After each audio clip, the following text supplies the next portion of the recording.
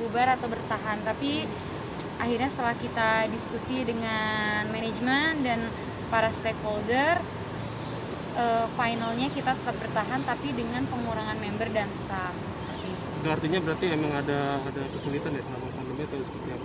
Pasti awalnya tuh ya mungkin kita juga tetap stay positif gitu. Oke, kita tetap jalan gitu karena kita masih banyak ada fans juga yang tetap support gitu, karena JKT48 kan pasti disupport sama fans gitu. Tapi ya seiring berjalannya waktu ya akhirnya benar-benar memang sesulit itu gitu. Jadi memang ini adalah keputusan yang terbaik gitu untuk JKT48. Siapa aja kak yang kena pengurangan kak? Kita belum tahu. Ada berapa kak? Pengurangannya jadi berapa Mel dari? Jadi kita udah ada rencana tapi memang belum bisa kita share. Pak Mel, tapi kenapa harus mengurangi member sih?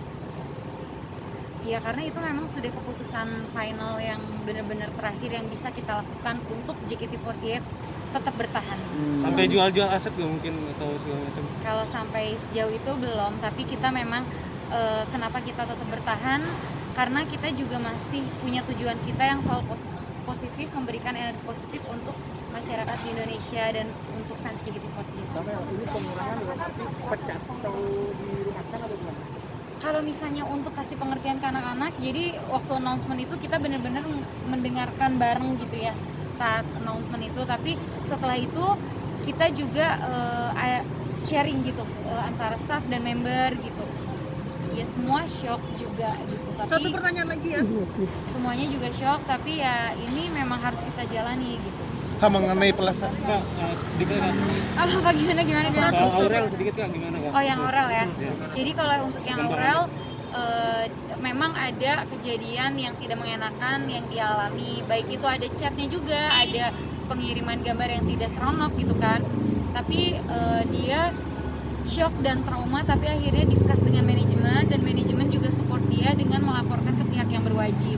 Jadi sekarang Aurel juga udah tenang dan dia juga udah merasa terlindungi gitu karena kita juga support dia, karena ini tuh kita untuk kasih tahu gitu juga buat semuanya gitu, walaupun itu misalnya akun anonim gitu, tapi ini tuh bisa terjadi kepada siapa aja gitu. Dan JKT48 punya member sekitar 70 orang gitu, anak gadis semua gitu, dan itu harus kita lindungi, kita jaga, dan ini pun harus kita beritahu ke semuanya bahwa itu tuh bisa berdampak untuk orang yang menjadi korban gitu, entah itu shock atau trauma gitu kan. Jadi ini walaupun anonim tapi sebaiknya kita sama-sama saling menghargai lah, baik mau ke perempuan atau ke laki-laki, kita sama-sama saling menghargai. Nggak pernah sama Ini lagi diproses. Kondisinya Aurel gimana sih Mel? Kondisinya Aurel? Terima kasih ya.